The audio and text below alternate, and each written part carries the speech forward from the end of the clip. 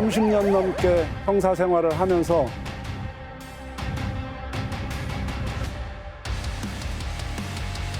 강도, 방화, 살인, 별별 사건을 다 수사했습니다. 그런데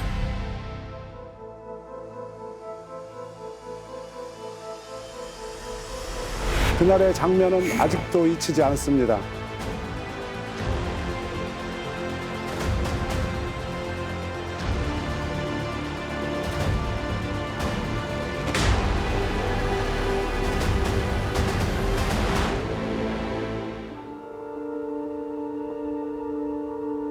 어느 겨울이었습니다.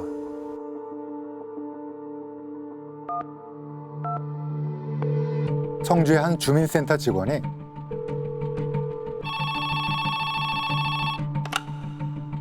연명관 형사님께 한 남성을 찾아달라며 연락을 해왔습니다. 주민센터에서요? 누구를 찾아달라는 거죠? 장애연금과 기초수급을 받고 있는 30대 남성 박 씨였습니다. 주민센터에서 수급자를 선정하거나 수급 유지 여부를 판단하기 위해서 방문 실태 조사를 합니다. 그런데 무려 4년간 박 씨를 보지 못했다는 겁니다. 박 씨 집에 갈 때마다 이 아내만 있었대요. 그래서 주민센터 직원이 이제 아내한테 박 씨 어디 갔냐 물으면은 그냥 뭐 잠깐 외출했다. 몸이 아파가지고 요양원에 갔다. 그래서 박 씨의 집에 직접 찾아가 봤습니다. 아내만 있었어요. 31세였는데 얼굴이 애띄어 보였고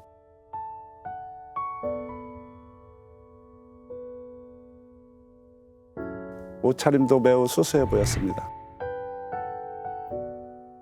3살, 5살, 8살 자녀 셋을 키우고 있었는데요. 나라에서 소개해준 수공업 공장에서 일을 하면서 매달 80만 원 정도를 받고 어렵게 살고 있었습니다.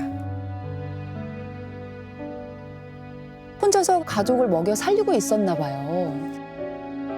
너무 순수해 보였어요. 남편이 돌아오면 연락을 달라는 말을 하고 돌아섰는데요. 그런데 어느 날 밤 10시 무렵 경찰서로 한 통의 전화가 걸려옵니다. 저 제보 좀 하려고요. 네, 말씀하세요. 무슨 일이신가요? 아는 형이 돈을 줄 테니 물건을 같이 옮기자고 했어요.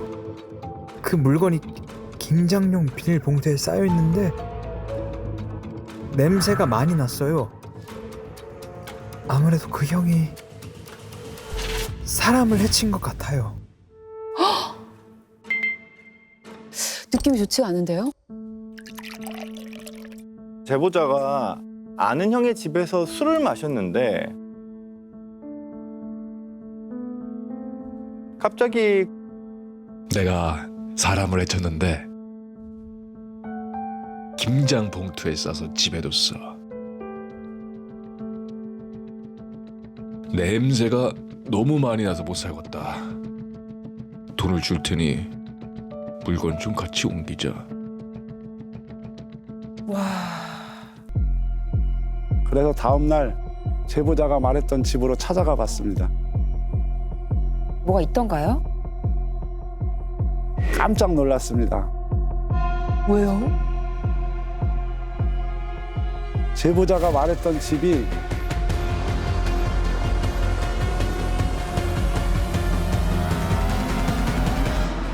주민센터 직원이 말했던 그 집이었습니다. 4년간 못 봤다던 그 박 씨 사는 집. 아, 사람 좀 찾아달라고 했던 그 집이요? 집에 있던가요? 남편 박 씨가? 매일 집을 드나드는 남성이 있었습니다. 동네 사람들한테 물어봤더니 그 남성이 남편이라고 하는 거예요. 매일 집에 와서 자고 다음 날이면 다시 나가기를 반복했다고 합니다.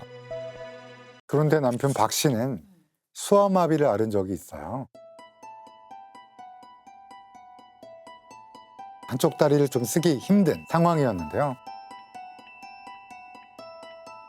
그래서 장애연금을 받은 상태였는데요.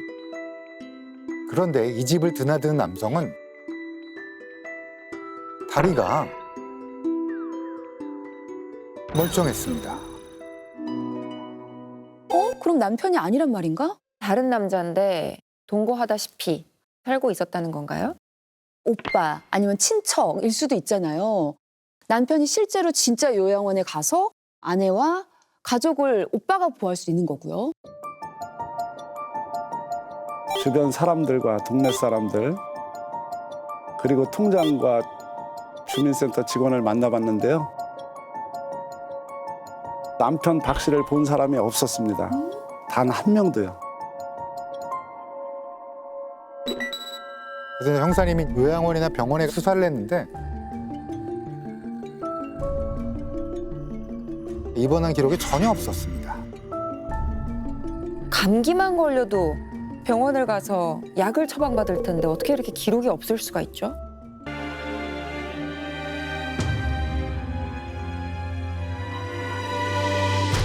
다시 아내를 만나보기로 했습니다.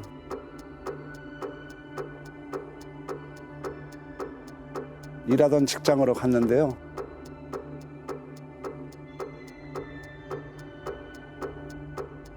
지금 집에 드는 남자는 누구냐? 추궁했습니다. 뭐라고 하던가요? 잠시 주절하더니 남편이 아니라 따로 만나는 남자다. 진짜?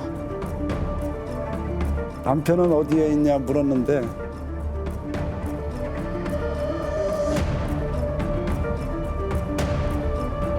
아내가 눈물을 뚝뚝 흘리더라고요. 수상하다. 그리고 내연남이 남편을 죽였다고 자백했습니다. 갑자기 그렇게 바로? 바로 실토를 했다고요? 이 내연남이 밤새 PC방에서 게임하고 집에 들어가서 자고 있을 거다라고 이야기를 했거든요.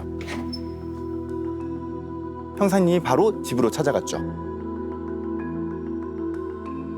단칸방이었어요. 그곳에서 아내와 아이 셋 그리고 내연남이 살고 있는 듯 보였습니다. 아이들은 유치원에 가고 집에 없었습니다. 내연남은 집에 있던가요?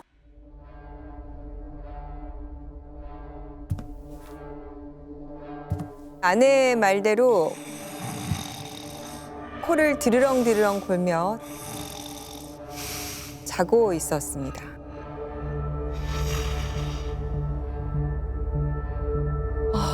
밤새 게임하고. 어이가 없네요. 몸을 흔들어서 깨웠습니다. 부스스 일어나더라고요. 긴급체포를 고지했더니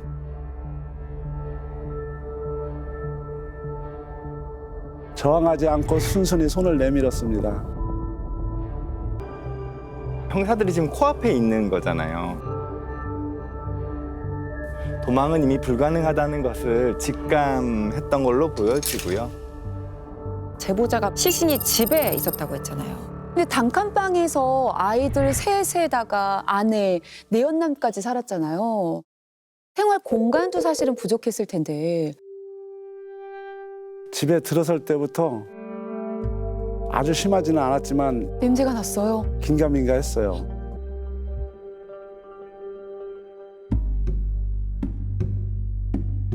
단칸방 위쪽에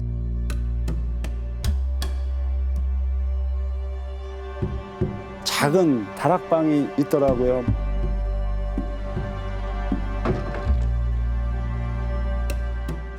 문을 열어보고 경악했습니다.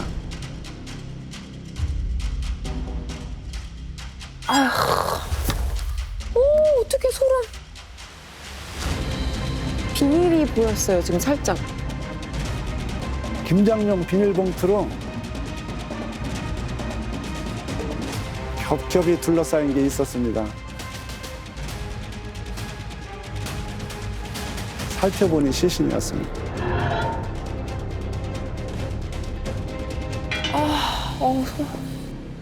정말 남편인가요? 증거물이 훼손될까 봐 현장에서 열어보지는 않았어요. 그래서 바로 신원 확인을 할 수는 없었지만 이게 뭐예요? 이게 누굽니까? 남편의 시신이에요. 언제부터 시신이 저기에 있었던 거예요? 4년 전에 남편을 살해하고 그동안 집안에 방치했다. 와, 어떻게 집에다가 가능할까요, 저게?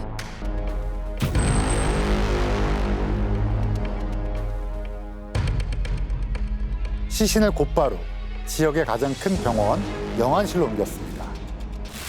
김장용 비닐봉투를 열어보니까 모든 사람들이 경악했습니다.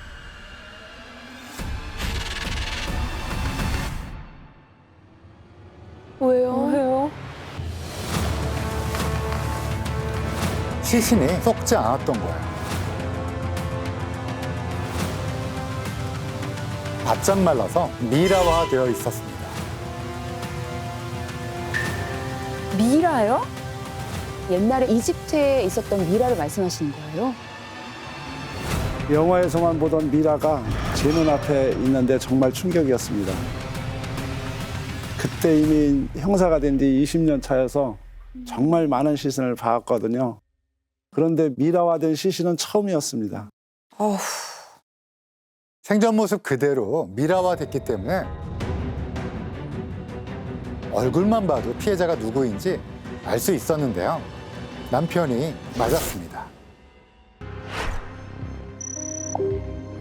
남편의 오른쪽 어깨 부위와 우측 삼각근 부위에 깊이 10cm에 달하는 여러 개의 자창이 관찰됐습니다. 또 목에서도 자창이 발견됐는데요. 흉기로 공격당해서 호흡이 곤란하고 과다출혈이 발생해서 사망에 이른 것으로 판단이 됐습니다. 시신이 미라화 되었기 때문에 정확한 사인을 알 수 있었던 거네요. 여기서 과다출혈이 매우 중요해요.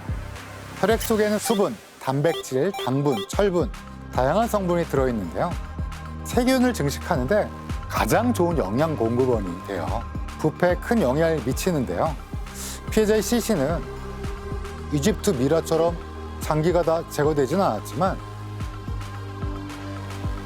많은 약의 혈액이 빠졌고 이 점이 부패를 늦추는 역할을 했을 가능성이 매우 높아 보입니다. 의도치 않게 미라가 될 조건이 만들어진 거네요. 또 하나 시신이 보관돼 있던 상태도 살펴봐야 되는데요. 김장용 비닐봉투에 둘둘 쌓여져 있었다고 했잖아요. 하도 꽁꽁 싸둬서 세어봤어요. 무려 10겹이더라고요. 그것도 모자라 이제 공업용 테이프로 수십 번 감싸기까지 했어요. 당시 테이프를 제거하는데 무척 힘들었던 기억이 있습니다. 이게 끝이 아니었습니다. 비닐봉투를 뜯으니까 전기장판이 나온 거예요. 전기장판을 풀어보니까 종이 상자가 나왔고 그 안에 이불로 둘둘 감싼 시신이 들어있었던 겁니다. 전기장판을 왜 넣은 거예요?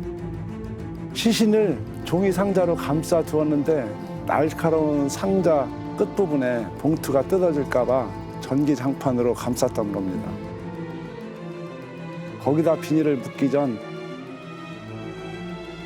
방향제까지 넣었더라고요. 왜 넣은 거예요?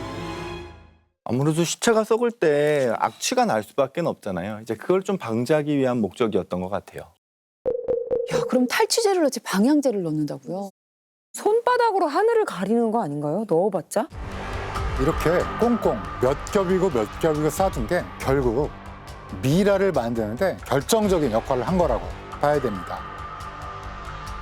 산소가 차단되면서 미생물의 증식이 억제되는 환경이 된 거고요. 또 다락방에 시신을 뒀잖아요. 햇볕이 들지 않고 장기간 건조한 환경이 형성되었고 꽁꽁 싸맨 이불이나 이런 것들이 수분을 흡수하고 모든 게 미라가 되는데 영향을 끼쳤다고 보입니다. 사실은 다시 만들려고 해도 못 만들어요. 굉장히 우연에 우연이 겹쳐서 만든. 내연남에게 시신을 왜 집에 보관했냐 물었더니 밖에 두면 잡힐까 봐 집에 뒀다라고 대답했습니다. 무려 4년 동안을 시신과 동거를 한 거잖아요.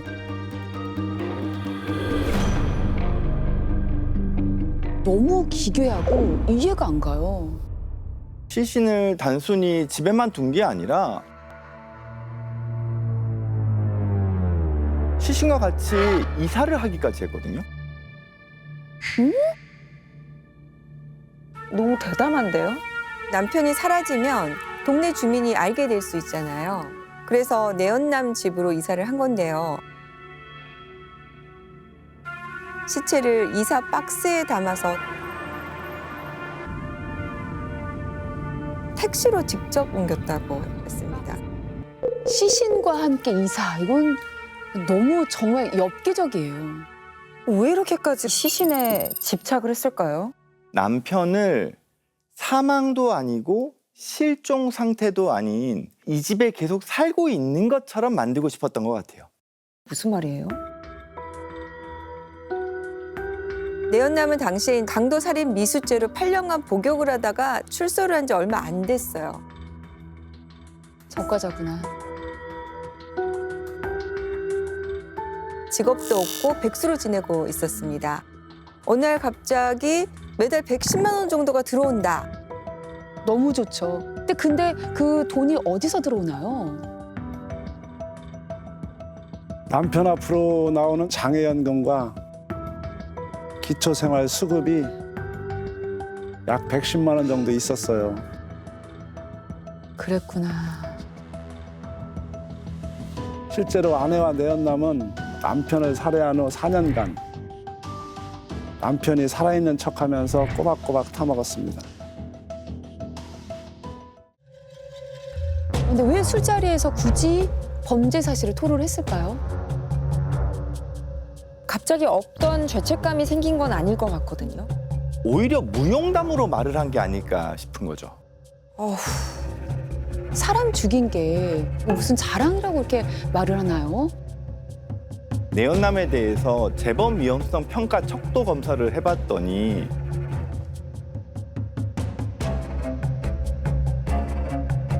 반사회성 성향이 유의미한 수준으로 높게 나왔거든요. 사이코패스라는 말인가요? 술을 마시다가 돈을 내지 않은 거예요. 왜 돈을 안 내냐고 따지니까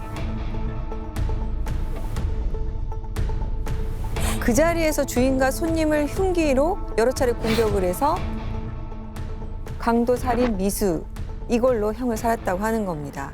죄책감, 사회성과는 매우 먼 거죠. 사이코패스의 경우에는 범죄 행위를 다소 과시하는 태도를 보일 때가 있거든요. 과시요? 피해자의 아픔을 공감하지 못하니까요. 자신의 범죄 전력을 우월감을 나타내는 용도로 드러내는 거죠. 제보자와 술을 마시는 과정에서 내가 사실은 이런 짓도 해봤어. 서로 과시를 하다가 이 사건에 대한 이야기를 무용담처럼 말했을 수 있을 것 같아요. 아내와 내연남은 처음부터 돈을 노리고 남편을 살해를 한 걸까요? 남편에게 맞았어요. 제가 집을 나간다니까 애들은 두고 나가라고 했어요. 제가 없으면 아이들은 어떻게 될지. 저 혼자 살자고 나갈 수 없었어요. 그래서 그랬어요. 남편이 폭력성이 있어서 또 아이들 때문에 아이들 아빠를 살해를 했다라는 거잖아요, 지금 얘기는. 실제로 남편이 아내에게 폭력을 휘둘렀나요? 주민의 증언에 의하면 4년 전에 멍이 든 아내의 얼굴을 본 적이 있다. 아내 가족들도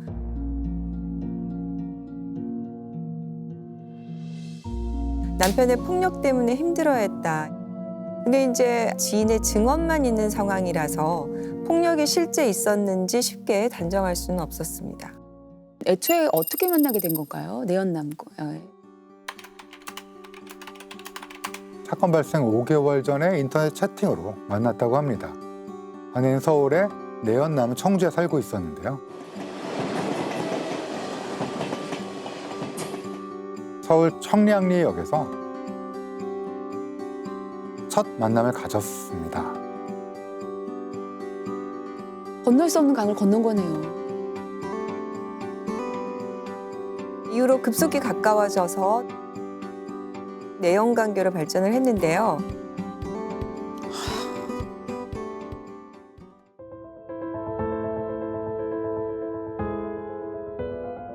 아내는 남편과 싸운 날에는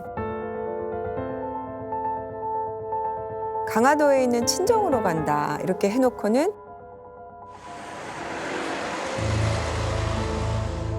내연남이 있는 청주로 간 겁니다. 그러던 어느 날 남편이 청주행 버스표를 발견하게 됩니다. 친정이 있는 강화도행 버스표가 아니었던 거죠. 그래서 아내의 통화 내역을 확인해 봤다고요.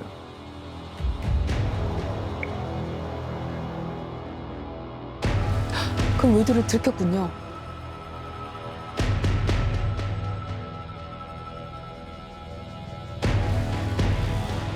진짜 눈이 막 돌 것 같은데?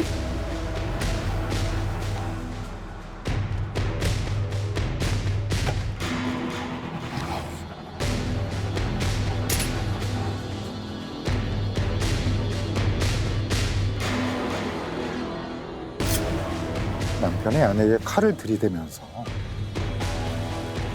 심하게 다그쳤다고 합니다. 심정은 이제 충분히 이해는 가는데 너무 과격한 것 같아요. 근데 이것도 알 수는 없는 거잖아요. 본 사람은 없으니까.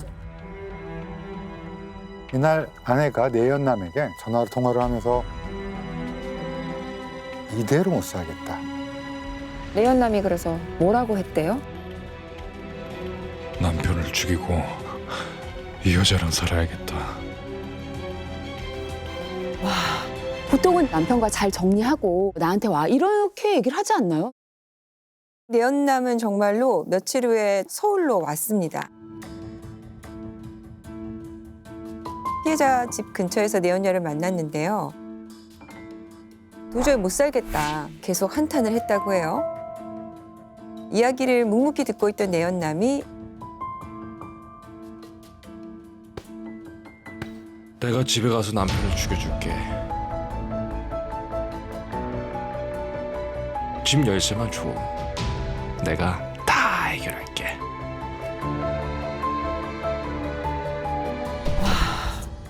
대리살인을 하겠다는 것 같은데 보통의 아내라면 그 뜻이 아니야.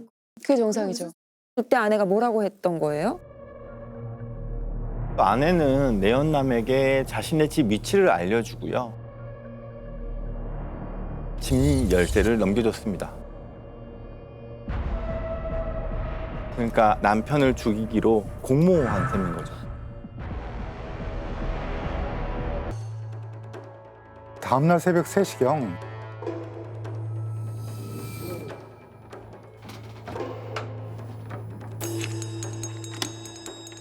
내연남이 다세대 주택 2층 출입문을 열쇠를 가지고 쉽게 열었겠죠? 그리고 집으로 들어갔습니다. 진짜 갔어.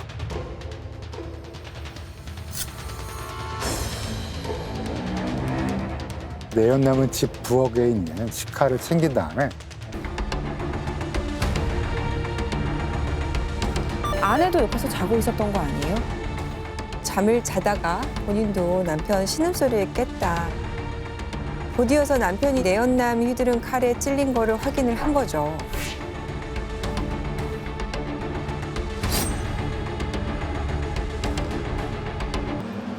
날이 밝았습니다.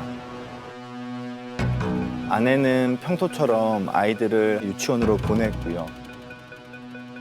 내연남은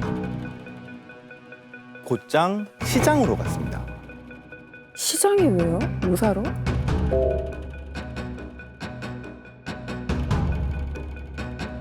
김장 봉투와 노끈, 종이 상자와 방향제 등을 구입했어요. 수습하려고.